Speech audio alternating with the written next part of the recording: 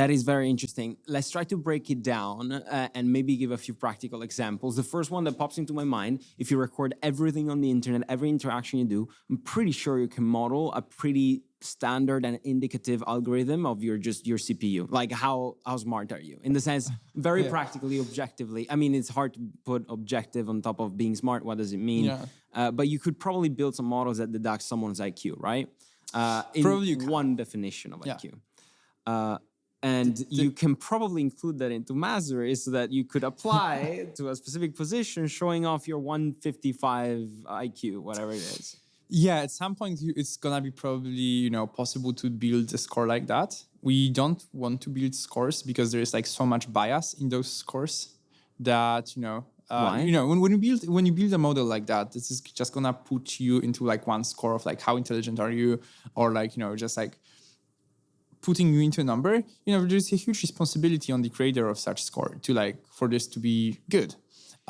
So for Mazury right now, we're thinking like much more in this like quantitative effort. So like we just like highlight your credentials. We help recruiters to show off like what's actually valuable, what's required a lot of effort to get and like a lot of skill to get. But yeah, we're not doing scores anything or anything like So this. that is more of an ethical choice, or is it just because you think it's not insightful enough? Right now, it's just an ethical choice because I'm certain that right now we don't have enough data to create scores good enough for this. And so you're like, whatever score comes out is not going to be indicative of anything much. It's just going to add bias to the system. Hence, I don't want to curate it. Yes, right. Exactly. Right now, maybe it's gonna change in 5 years, especially if we are able to build these scores in privacy-preserving way, and like we can actually serve the user that obtains the score rather than just like we can tell the recruiter that somebody is really smart.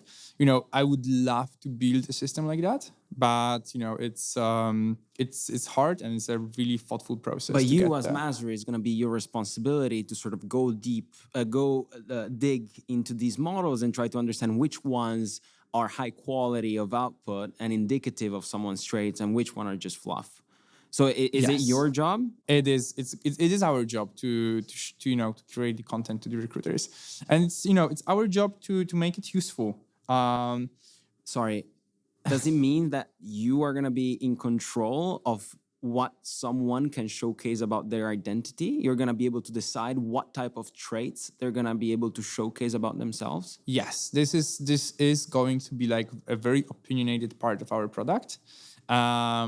It's not very opinionated yet, but in the world where there's so much data about your interactions, it is gonna be very much our product choice and our own research will be going into creating profiles that we believe are the most representative about you, and at the same time they actually help the recruiters to make the hiring decisions. Maybe they help investors to make the investing decisions.